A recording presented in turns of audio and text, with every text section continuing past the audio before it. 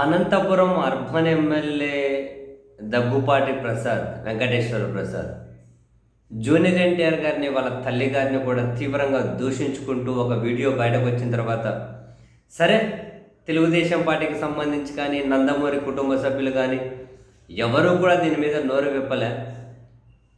వాళ్ళని ఎవరైనా ఏమైనా అంటే మాత్రం జూనియర్ ఎన్టీఆర్ స్పందించలేదని చెప్పి గుక్కపెట్టి ఏడుస్తారు.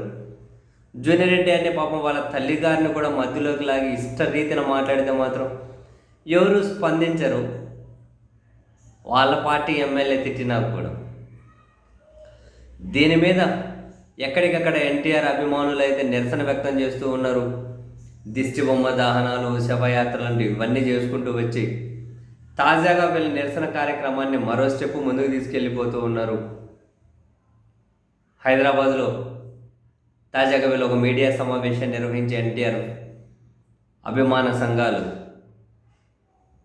అనంతపురం నడిబొడ్డున బహిరంగ క్షమాపణ చెప్పకపోతే రాష్ట్రంలో దేశంలో ఉన్న ఎన్టీఆర్ అభిమానులు, ఎన్టీఆర్ సంఘాలు అన్నీ కూడా చలో అనంతపురం పిలిపిస్తాం, ఆ ఎమ్మెల్యే ఇంటిని ముట్టడిస్తాం.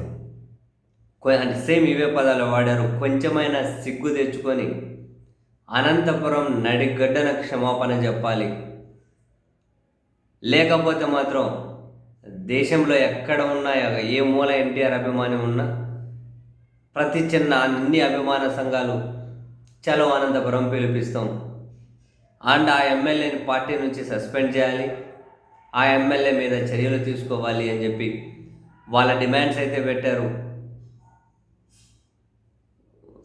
దానికోసం వేచి చూస్తున్నాం, లేకుంటే నెక్స్ట్ ఒక సీరియస్ నిర్ణయం తీసుకుంటాము అని. చూడండి,